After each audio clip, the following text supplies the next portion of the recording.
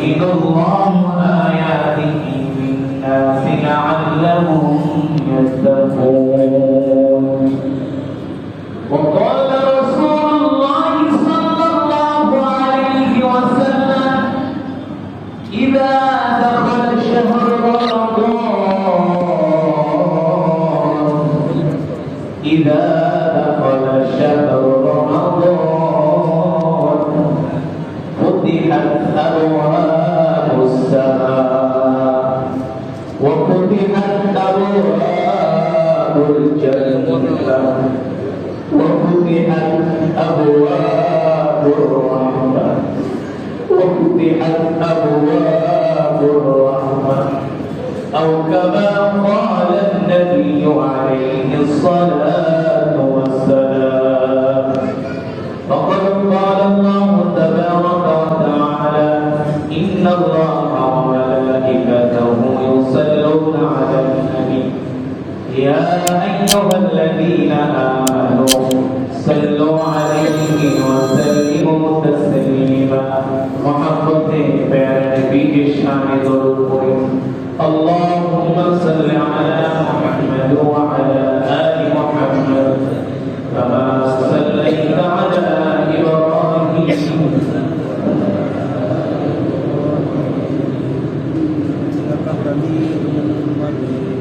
اللهم بارك على محمد وعلى آل محمد كما باركت على إبراهيم وعلى آل إبراهيم إنك حميد مجيد. بلغ العلا بكماله كشف الدجى بجماله حسنت جميع خصاله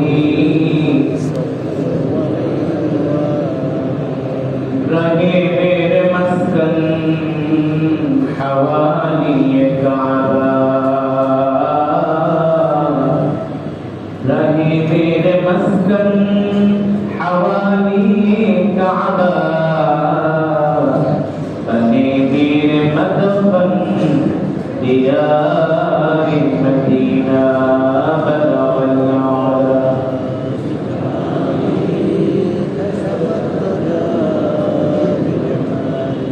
حسنت جميع خصاله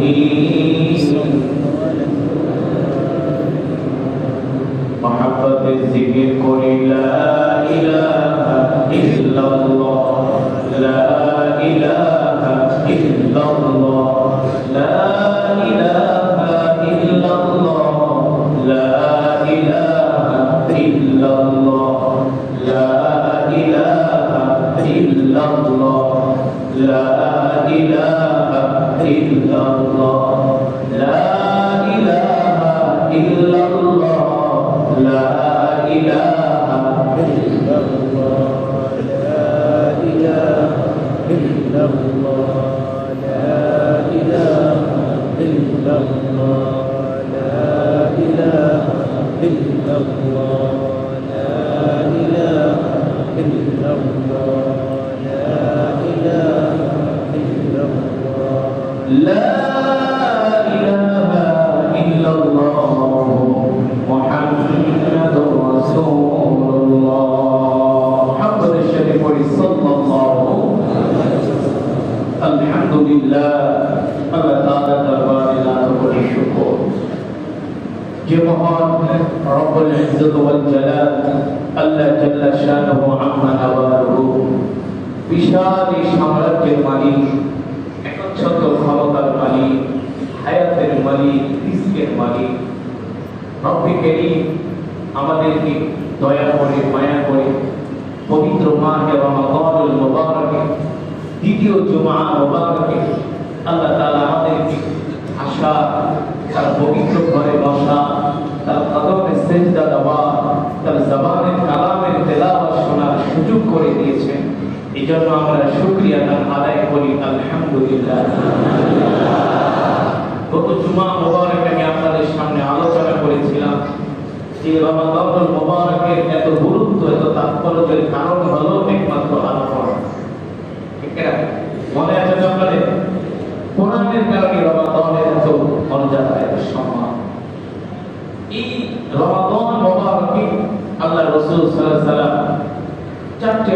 বেশি বেশি করে করতেন। তার মধ্যে এক নাম্বার হচ্ছে আল্লাহ রাসূল সাল্লাল্লাহু আলাইহি ওয়াসাল্লাম সরাসরি জিবরিল আলাইহিস সালামের সাথে আল্লাহর নবী কোরআনের দাওয়াত করতেন। কোরআনে কি করতেন? দাওয়াত করতেন। সুবহানাল্লাহ। তো আমরা সেই কোরআনের তেলাওয়াত শুনেছি, আলহামদুলিল্লাহ। অনেকেই রমাদানুল মুবারকে আমরা কোরআন পড়তে পারি না, কিন্তু কোরআনের তেলাওয়াত আমরা শুনেছি। দেখুন, রমাদান মাস আল্লাহ তাআলা আমাদের জন্য কত বড় একটা সুযোগ করে দিয়েছে। আপনি এমন মুসলমান আছে বছরে একবার কোরআন পড়ে, আছে কি আছে? কোরআনুল কারীম নিয়ে বসেই না, বসার তার সময় নেই আর পারেও না। কিন্তু রমাদান মাসে আল্লাহ তাআলা খাতমে তারাবির মাধ্যমে এক খতম কোরআন আপনাকে শোনার জন্য আল্লাহ সুযোগ করে, চিন্তা তো করেন, সুযোগ করে দিয়েছেন যে খাতমে তারাবিতে আসো, ও লাইলা, রাতবেলা দাঁড়াও, দাঁড়ায় খাতমে তারাবিতে তেলাওয়াত শোনো। সুমু ইয়াওমাহা, দিনে রোজা রাখবা, রাতে কোরআন শুনবা। সুবহানাল্লাহ। রুটিন মাফিক, টাইম টু টাইম আল্লাহ তাআলা রুটিন করে দিয়েছে। এই রমাদানুল মুবারক এমন একটি মাস, দেখুন দেখতে দেখতে রমাদান মাস কিন্তু চলে যাচ্ছে। গতকালকে খাতমে তারাবিতে কোরআনুল কারীমে 16 পারা তেলাওয়াত করলাম। কত পারা? 16 পারা। আজকে 17 পারা। কোরআনুল কারীমের অর্ধেক কিন্তু চলে গেছে। কোরআনুল কারীমের অর্ধেক চলে গেছে। আপনারা আমার এই অর্ধেক যে চলে গেল, অর্জনটা কি? আমরা কি কামাই করতে পেরেছি? আমরা কতটুকু নেক আমল করতে পেরেছি? আল্লাহ তাআলার রহমত কতটুকু আমরা আল্লাহ তাআলা থেকে চেয়ে নিতে পেরেছি? চিন্তা করার দরকার আছে কি আছে না? হিসাব করার দরকার আছে কি আছে না? অথচ রমাদান কিন্তু চলে যাচ্ছে। রমাদান চলেই যাবে, কিন্তু আপনার আমার অর্জনটা কি? এটা যদি আমি চিন্তা না করি, তাহলে আপনার মতো আমার মতো আল্লাহর জমিনে এর চাইতে নাদা, এর চাইতে আর হতভাগা কপাল করা হতে পারে। কেন বলেন? আমি বলি না, আল্লাহর নবী বিশ্ব নবী রাহমাতুল লিল আলামিন মসজিদে নববীর মেম্বারে পাড়া দিয়েছেন। আল্লাহ রাসূলের কাছে জিবরাইল আমিন আসছেন। কে আসছেন? জিবরাইল আমিন আসছেন। এসে বলছেন, ও আল্লাহর নবী আপনি বলেন আমিন। আল্লাহ রাসূল বললেন আমিন। আবার দ্বিতীয়বার জিবরাইল বললেন, ও আল্লাহর নবী আপনি বলেন আমিন। আল্লাহর নবী বললেন আমিন।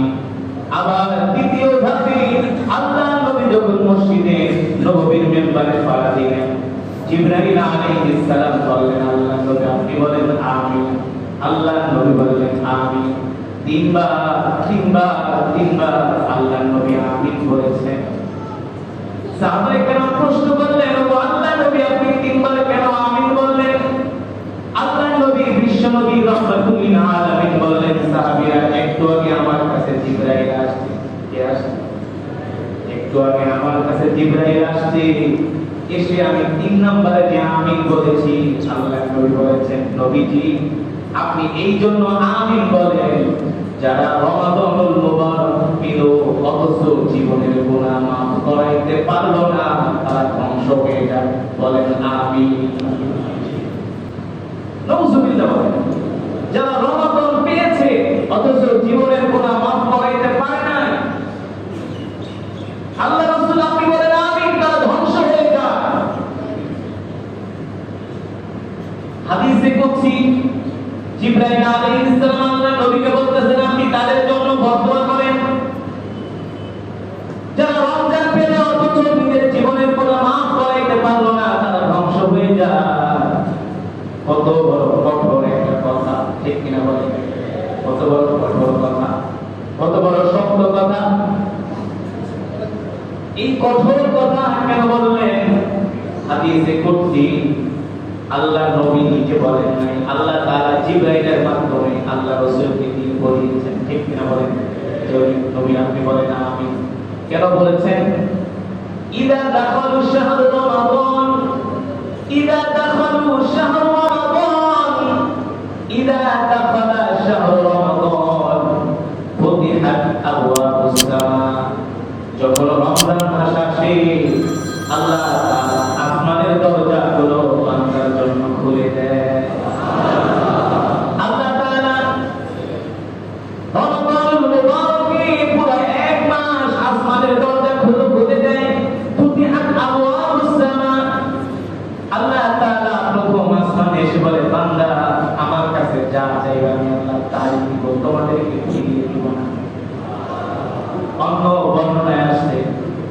ফুতিহাত আবওয়াবুল জান্নাহ, আল্লাহ তাআলা বান্দার জন্য জান্নাতের দরজাগুলো খুলে দেয়।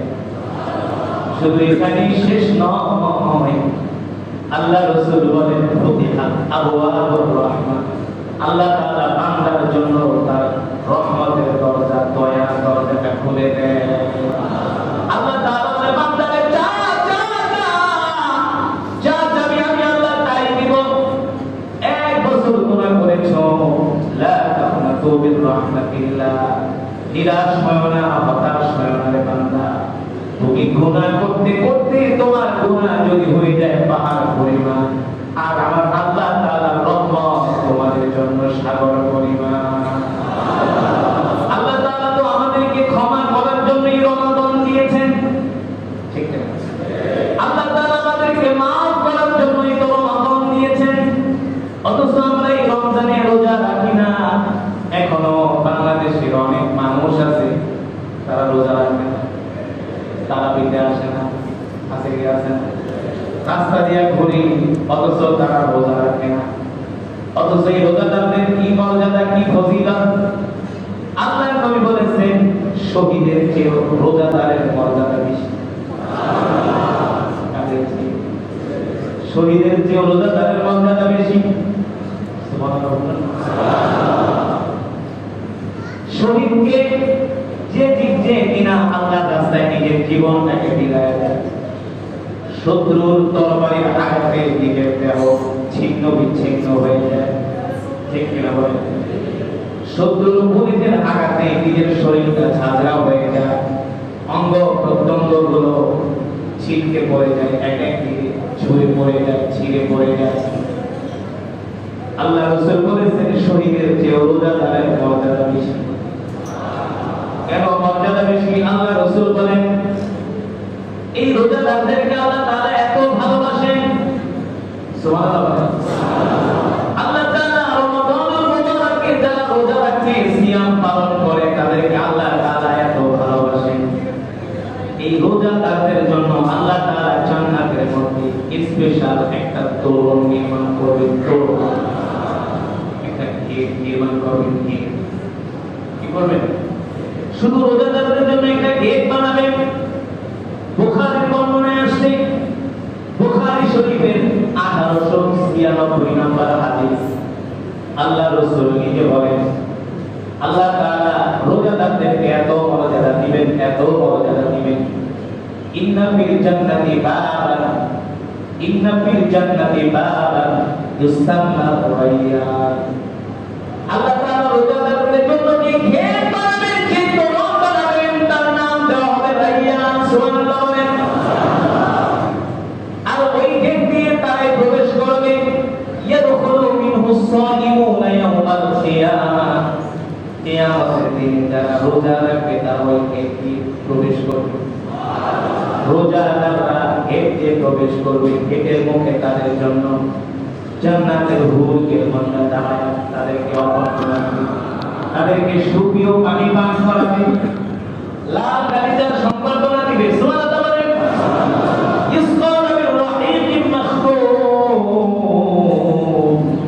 আল্লাহ তাআলা জান্নাতের পানি দিয়া সেই দিন তাদেরকে আপ্যায়ন করবে।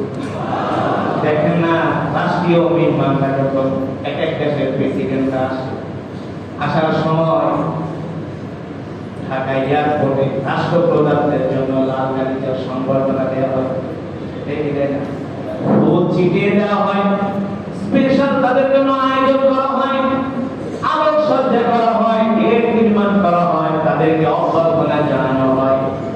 আল্লাহর নবী বলেন ইয়াদখুলু মিনহু সাইমুনা ইয়াওমাল কিয়ামাহ, যারা রোজা রাখবে জান্নাতের মধ্যে আল্লাহ তাআলা বাবুর রায়্যান একটা গেট বানাবে। আর জান্নাতের হুর গিলমানরা তাদের উপরে ফুল ছিটাতে থাকবে। আর তারা লাল গালিচার উপর দিয়ে আল্লাহ তাআলা জান্নাতে প্রবেশ করবে। শুধু এখানেই শেষ নয়, আল্লাহর নবী বলেন লা ইয়াদখুলুনা আল জান্নাতা মাআহুম আহাদুন গায়রুহুম, ওই জান্নাতের মধ্যে ওই গেট দিয়া রোজাদাররা ছাড়া আর কেউ প্রবেশ করতে পারবে না। ফেরেশতারা ডাক দিবে, তারা বলবে ইউকালুন, ফেরেশতারা বলবে আইনা সাইমুন, এ রোজাদাররা কোথায়, আসো আসো আসো, তোমরা এই গেট দিয়ে প্রবেশ করো। যখন রোজাদাররা ওই গেট দিয়ে প্রবেশ করবে, তখন আল্লাহ তাআলা ফেরেশতাদেরকে বলবেন, এবারে এই গেটটা লাগায়া দাও, এই গেট দিয়ে আর কাউকে প্রবেশ করতে দেওয়া হবে না। এই গেট আমি আল্লাহ তাআলা বানিয়েছি স্পেশাল শুধু জান্নাতীদের জন্য, যারা রোজা রাখবে, যারা এই গেট দিয়ে জান্নাতে প্রবেশ করবে। শুধু রোজাদার জান্নাতীদের জন্য আমি আল্লাহ এই গেট বানিয়েছি, তারা এই গেট দিয়ে প্রবেশ করবে, আর কেউ না। গেট বন্ধ করে দাও, গেট বন্ধ করে দেওয়া হবে। রোজাদারদের এত মর্যাদা আল্লাহ সুবহানাহু ওয়া তাআলা দিয়েছেন, অথচ সেই রমজানের রোজা কপাল পড়া মুসলমানরা রাখে।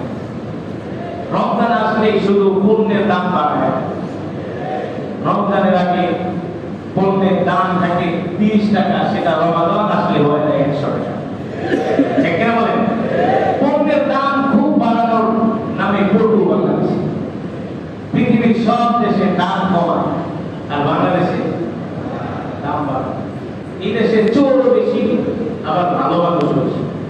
আসলে এদেশের ধার্মিক মানুষও বেশি, আবার চোরও বেশি, স্বেচ্ছাও বেশি, আবার উদার মনের মানুষও বেশি। পৃথিবীর যত কিছু দেয় যে অনেক দেশের মানুষ বলে, চিন্তা ভাবনারই চাই বাংলাদেশের মানুষ ভালো, ওদের মন ভালো, ওরা আপ্যায়ন করে, ওরা ধার্মিক, আবার চুরি করার না বলে, বুঝলেন নাই? যেটা বলছি না, আমরা রমাদানুল মুবারাকে ব্যবসাটা বুঝি, কিন্তু আসল ব্যবসাটা হলো জান্নাত কামাই করা। এই দুনিয়ার কোনো এক সেকেন্ডের কোনো ভরসা আছে? সিকিউরিটি আছে? এই যে মসজিদে আসছি, বাসায় যেতে পারবো? পারবো? গ্যারান্টি দিতে পারেন? বলেন পারবেন? হ্যাঁ, যে জিনিসের গ্যারান্টি নাই সেগুলো নিয়ে আমরা লাফালাফি করি, ঠিক না? যদি একটু কষ্ট করে, একটু মেহনত করে আল্লাহ তাদেরকে সন্তুষ্ট করে যদি জান্নাতে ঢুকতে পারে, ওই জান্নাতে কোনো রোগ নাই, গ্যাস্ট্রিক নাই, কম্বল নাই, বাতের ব্যথা নাই, হাঁটুর ব্যথা নাই, কিচ্ছু নাই, কোনো বাথরুম নাই। জান্নাতে ঢুকবে না, শুধু খাবে। কি করবেন? খাবে, বাথরুমে যাওয়া লাগবে না, গ্যাস্ট্রিকের বই খেতে হবে না, ডাক্তারের কাছে যেতে হবে না, কিছুই করতে হবে না। নতুন জামা, বাড়িতে গেলে, শ্বশুর বাড়ি গেলে 3 দিন পর্যন্ত শুধু খাওয়া আর খাওয়া, ঠিক না? শুধু খাবার আর খাবার, আইটে আইটে আইটে, মনে হয় সব নতুন জামা, পুরো বাড়ি খাওয়া। তাও কয়দিন? 3 দিনের বেশি থাকলে আবার 3 দিন পরে ব্যবহার, আচার আচরণ আবার অন্যদিকে চলে যায়, ঠিক না? কিন্তু যারা রোজাদার, আল্লাহু আকবার, আল্লাহু আকবার, আল্লাহ তাআলা বলে শুধু পাপে বেগান দিয়া জান্নাতে ঢোকবা, আর কোনো চিন্তা নাই। কি লাগবে? এক একজনের জন্য 70 টাকা ভোগ। কয়টা? কয়টা? বলতে পারে হুজুর 70টা ভোগ কি মাথায় দেব না কি করব? আরে মিয়া, আপনি রোজা রাখবেন, আল্লাহ তাআলা তো আপনাকে পাপে বেগান দিয়া জান্নাতে ঢুকাবে। আপনার জান্নাত হবে 10টা দুনিয়ার সমান। কয়টা দুনিয়ার সমান? রোজা রাখতে রাখতে উইকনেস চলে আসে, দুর্বলতা চলে আসে, ঠিক না? জোরের পরে আসরের পরে তো ভালো কথা ভাবে না, ঠিক না? আসরের পরে কে ফোন দিলে তারা যাওয়া যাবি করেছে, পরে ফোন দিলে মাগরিবের পরে আস্তে আস্তে মানুষ দুর্বল হয়ে যায়, তার শরীর নিস্তেজ হয়ে যায়। আল্লাহ তাআলা বলে, বান্দা রোজা রাখো, কষ্ট করো, দুর্বল হইতেছো, আমি আল্লাহ জান্নাতে তোমাদেরকে এমন সবল বানায় দিব, তোমরা কোনোদিন বৃদ্ধ হবে না। ওই জান্নাতে আমরা যেতে রাজি, আল্লাহ কবুল করুন। কোরআন পড়েন তো, পড়েন তো, রমাদান কিন্তু চলে যাচ্ছে, কোরআন পড়বেন। রমাদানের সবচেয়ে বড় আমল হলো কোরআন। আমরা রমজান মাসে অনেক লোক দেখি, কি ভাই রোজা রাখেন না? হুজুর রিকশা চালায়। হুজুর রোজা রাখেন না? কি ভাই? হুজুর খেত খামারে কাজ করে, রোজা থাকলে রোজা রাখতে পারে না। অথচ সহিহ হাদিস আল্লাহ রাসূল সাল্লাল্লাহু আলাইহি ওয়াসাল্লামের একজন সাহাবী ছিলেন ইকসাম বিন সারিম রাদিয়াল্লাহু তাআলা। বর্ণনায় আসছে আব্দুল্লাহ বিন যায়েদ রাদিয়াল্লাহু তাআলা একজন সাহাবী, কৃষক ছিলেন। কি ছিলেন? কৃষক। তিনি সারাদিন কাজ করতেন মাঠে, প্রচন্ড রোদের মধ্যে। বাংলাদেশের রোদের তাপ আর আরবের রোদের তাপকে আরে মেয়ে, আরবের রোদের তাপে আপনি একটা ডিম রাখলেও সেটা ফ্রাই হয়ে যায়। 20 ডালের ভিতরে ডিম ছেড়ে দিবেন, রোদের তাপে ফ্রাই হয়ে যায়। এত ওদের সূর্যের তাপ হয়ে গেছে। একে তো মরুভূমি পাথর, আবার উপরে সূর্যের তাপ। ওই মরুভূমির মধ্যে রাসূলের সাহাবী আব্দুল্লাহ বিন যায়েদ রাদিয়াল্লাহু তাআলা তিনি রোজা রাখেন। তো আগেকার রোজার নিয়ম তো আমাদের মতো ছিল না। আমরা যে ইফতার থেকে একেবারে সেহরি পর্যন্ত, গলা পর্যন্ত খাই না, নাক পর্যন্ত না আসার আগে আমাদের খাওয়া, আগুন দেওয়ার আগে আরো 2 লোকমা ঢুকে স্টক করতে পারলে মনে হয় এটা ডিপোজিট থাকবে আর বের হবে এমন খাবার খায়। তো তাদের তো রমাদানের রোজা রাখতেন তারা, তাদের উপরে যে রোজা ফরজ ছিল, যে রোজাটা তারা দিয়েছেন, তারা ইফতারের সময় খাবে, ইফতারের পরে খাবে, ইফতারের পরে যদি ঘুমায় যায় আর তারা খেতে। রাসূলের সাহাবী ক্লান্ত হয়ে বাড়িতে আসে, এসে তার স্ত্রীকে বললেন, আর ইনদাকে তাআম, খাবার আছে, তাড়াতাড়ি রেডি করো। স্ত্রী বলল, ঠিক আছে তুমি ওয়েট করো, আমি খাবার নিয়ে আসছি। তো সাহাবী তো সারাদিন খেত খামারে কাজ করতে করতে ক্লান্ত হয়ে গেছে। তো ক্লান্ত হয়ে সে ঘুমায়। স্ত্রী ইফতার নিয়ে আসা দেখে তার স্বামী ঘুমায়। তো ঘুমায় গেছে মানে তার আজকে ইফতার শেষ, তার খাওয়ার সময় শেষ, ঘুমায় গেছে মানে আবার রোজার সময় শুরু হয়ে গেছে। তো সেই ইফতার থেকে আর ইফতার, অর্থাৎ 24 ঘন্টা, কয় ঘন্টা? 24 ঘন্টা। এক ইফতার থেকে আর এক ইফতার, 24 ঘন্টা কাজ করবে সে। আবার গেছে এই শরীর নিয়ে রোজা রেখে কাজ করতে যে বাড়িতে এসে সে বেহুশ হয়ে গেছে। 24 ঘন্টা ওইদিকে আবার কত ঘন্টা? 36 ঘন্টা প্রায় সে অসুস্থ হয়ে গেছে, বেহুশ হয়ে গেছে রোজা রেখে। আমরা জীবনে কোনোদিন 36 ঘন্টা রোজা রাখছি? 24 ঘন্টা রোজা রাখলেই তো চেহারার দিকে তাকানো যায় না, চেহারার দিকে তাকানো যায় না। আর সাহাবী বেহুশ হয়ে গেছে। তার স্ত্রী দৌড়ে আল্লাহ রাসূলের কাছে গেছে, ও আল্লাহ রাসূল, আমার স্বামী ইফতারের সময় ঘুমায় গেছে, সে তো আর খাওয়ার সময় পেল না, ঘুমাইতে যেয়ে তো তার আবার রোজা শুরু হয়ে গেছে, এখন কি করা যায়? সে তো বেহুশ হয়ে গেছে। আল্লাহ রাসূল সাল্লাল্লাহু আলাইহি ওয়াসাল্লাম আল্লাহ তাআলার কাছে দোয়া করেন, আল্লাহ আমার এই সাহাবী আপনার হুকুম পালন করতে দেয়া বেহুশ হয়ে গেছে, রোজা রাখতে রাখতে। আল্লাহ তাআলা কোরআনের আয়াত নাযিল করলেন, কুলু ওয়াশরাবু হাত্তা ইয়াতাবায়্যানা লাকুমুল খাইতুল আবয়াদু মিনাল খাইতিল আসওয়াদি মিনাল ফাজর। সুবহানাল্লাহ। আল্লাহ তাআলা বলেন, নবী যান, আমি আল্লাহ আপনার উম্মতের জন্য সহজ করে দিলাম। আপনার উম্মত ইফতারের সময় খাওয়া শুরু করবে একেবারে সেহরি পর্যন্ত। এত সুযোগ আল্লাহ আমাদেরকে দিয়েছে। আল্লাহ কি আমাদের উপর জুলুম করছে? যে নাখানদাররা, যে নাফরমানরা রমাদানুল মুবারাকে দোকানের সামনে লাল কাপড় টাঙিয়ে রেড সিগন্যালের ভিতরে ঢুকে যারা খায়, ওরা আল্লাহ নিজের নফসের উপর জুলুম করতেছে, আল্লাহ তাআলার সাথে নাফরমানি। ঠিক কেন বলেন?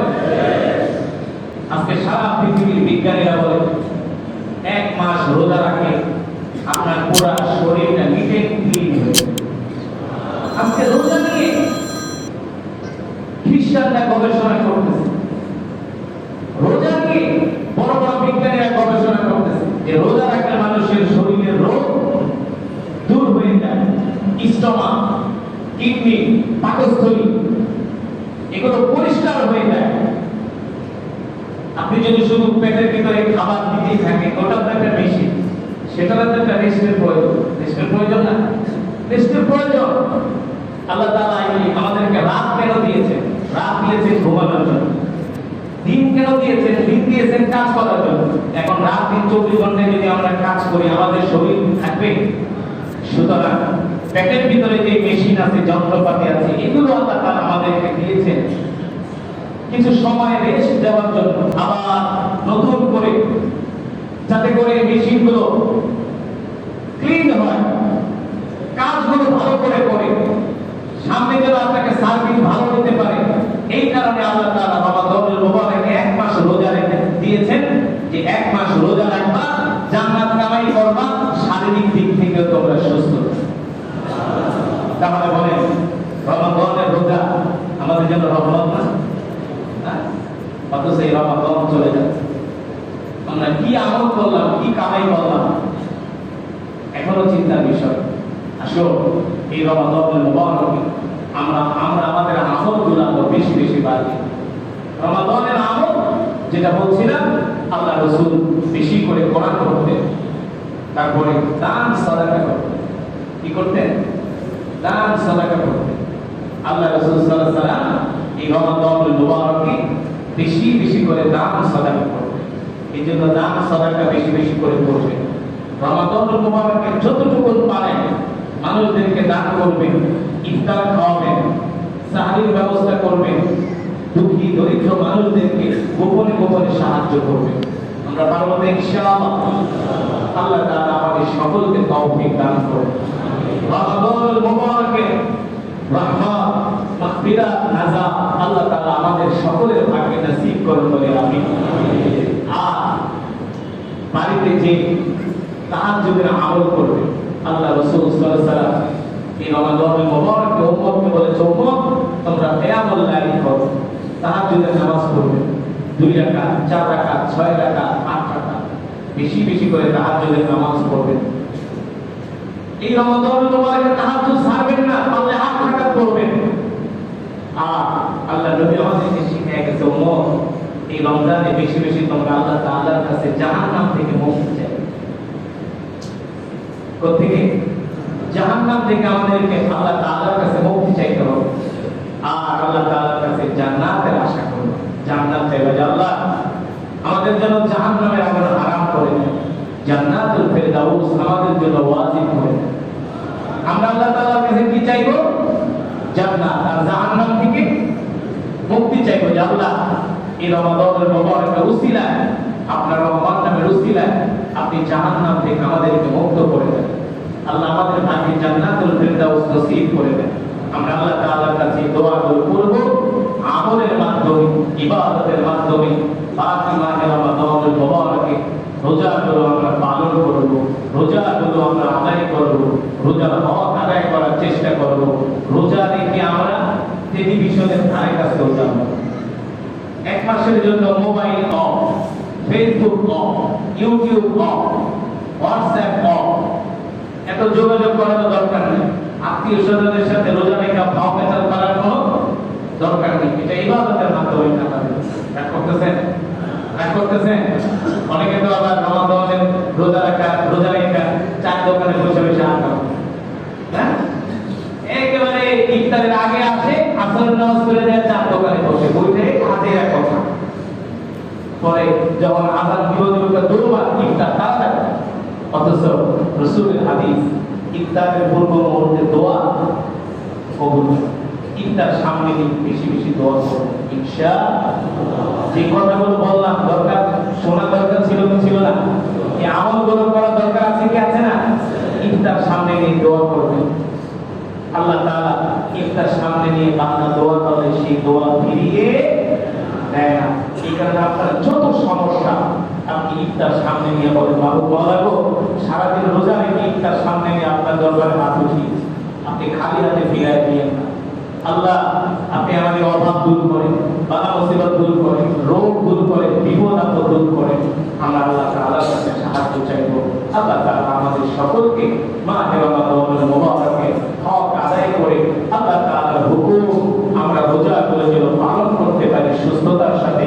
আল্লাহ তাআলা আমাদের সকলকে কবুল করুন বলি আমিন। আগামী জুমায় আপনারা আগে আগে চলে আসবেন। ইনশাআল্লাহ। আগামী জুমাতেও আমি আসবো ইনশাআল্লাহ। আর আপনারা তাহলে এখানে এসে খতমে তারাবি পড়ার চেষ্টা করবেন। অনেক জায়গায় খতমে তারাবি পড়ে দলিন আমি ইয়ামালুন তামালুন ছাড়া কিছুই বোঝা যায়। এগুলো খতমে তারাবি না, এগুলো কোরআনের সাথে আল্লাহ তাআলার সাথে ঠাট্টা করা। আল্লাহ তাআলার সাথে ঠাট্টা করা। বাংলাদেশের ম্যাক্সিমাম মসজিদে খতমে তারাবি হয় না, কারণ কোরআনের হক আদায় করে পড়ে আধা ঘন্টা 40 মিনিটের ভিতরে তারাবি শেষ। এটা তারাবি না, এটা দুষ্টামি। কোরআন অর্থের কোরআন তাওহীদ, কোরআন পড়তে হবে তাজবীদের সাথে। কোরআন পড়া মানে আল্লাহ তাআলার সাথে কথা বলা। কি বলা? কথা বলা। তো সেই কথাটা তো হতে হবে আদবের সাথে, বিনয়ের সাথে, ধীরস্থিরতার সাথে, নাকি? আমি যদি এসে হাতে সাথে বলে আরে যাও আমাকে 1 মাসের ছুটি দেন, আমার খুব দরকার, আমি খুব অসুবিধায় আছি, সে বলবে লোকটার মাথায় সমস্যা। সুন্দর করে বিনয়ের সাথে যদি বলি, সে আমার কথাকে শুনবে, ঠিক কিনা বলেন? আপনিও কোরআন পড়া মানে আল্লাহ তাআলার সাথে কথা বলা। এই কোরআন পড়তে হবে ধীরে ধীরে তার দিনের সাথে। এখানে 2 জন আন্তর্জাতিক মানের হাফেজ আছে, তারা খতমে তারাবিতে সুন্দর তেলাওয়াত করে, আরবি লেখানে তারা তেলাওয়াত করে। এত সুন্দর পরিবেশ কোথায় পাবেন? আসবেন, বাতাস খাবেন, সুন্দর পরিবেশে নামাজ পড়বেন ইনশাআল্লাহ। আল্লাহ তাআলা আমাদের সকলকে কবুল করুন। আর দান সাদাকা বেশি বেশি করে করুন। মসজিদের দান বাক্স যখন আপনাদের কাছে যাবে, এই যে চলে যাচ্ছে রমজান, 2 জুমা শেষ, আগামী জুমায় বেঁচে থাকবো কিনা বলতে পারি। এই কারণে বেশি বেশি করে দান করবেন। রমাদানুল মুবারক 1 টাকা দান করা রমাদানের বাইরে 1 লক্ষ দান করা, 1 লক্ষ টাকা দান করা। রমাদানের বাইরে আপনি 1 লক্ষ টাকা দান করেন, আর রমজান মাসে আপনি 1 টাকা দান করেন, আল্লাহ তাআলার কাছে 1 টাকার মর্যাদা বেশি, সওয়াব বেশি। এই কারণে বেশি বেশি করে আমরা আল্লাহ তাআলার ঘর মসজিদে মুক্ত হস্তে দিনের উজাড় করে আল্লাহ তাআলার সন্তুষ্টির জন্য মাহে রমাদানুল মুবারক আমরা বেশি বেশি করে দান করব ইনশাআল্লাহ। আপনাদের প্রিয় মসজিদ, আপনাদের প্রিয় হাদিসা কত সুন্দর আল্লাহ তাআলার বাগান তিনি সাজিয়েছেন। ঢুকলে প্রাণ কলিজা জড়িয়ে যায়, ঠিক না বলেন? আর তিনি আলেমদেরকে যে এত ভালোবাসেন, হাফেজে কোরআনদেরকে এত ভালোবাসেন। বাংলাদেশের একটা মাত্র মসজিদ, এই মসজিদ, যে মসজিদে সব মসজিদে আসলে কি বলবো, আপনারা না বললে তো জানবেন না। এই মসজিদের সিস্টেম, নিয়ম কারণ বাংলাদেশে অনেক মসজিদে আমি নামাজ পড়ি, কিন্তু এখানকার মতো এত সুন্দর হাদিসা, এত সুন্দর করে ডিসিপ্লিন মাফিক এই মসজিদটা পরিচালনা করে আপনারা অনেকে অনেক কিছু জানেন। আলহামদুলিল্লাহ, আমরা তার জন্য দোয়া করি আল্লাহ তাআলা তার হায়াতের মধ্যে বারাকা দান করুন, তার ছায়া আল্লাহ তাআলা আমাদের জন্য দীর্ঘ করুন বলে আমি আমরাও তাকে ভালোবাসি, ঠিক না বলেন?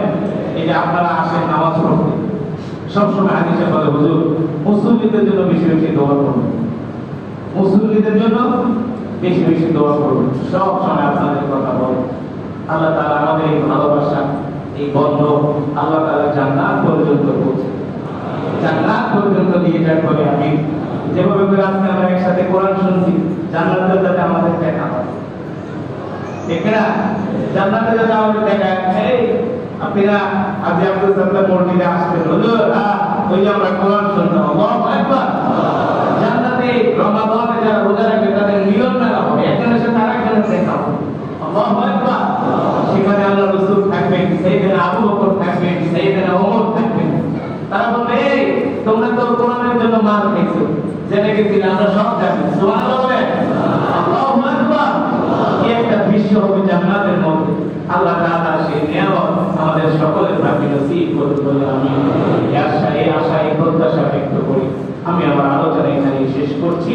সুবহানাল্লাহি ওয়া বিহামদিহি আশহাদু আল্লা ইলাহা ইল্লা আনতা আস্তাগফিরুকা ওয়া আতুবু ইলাইক।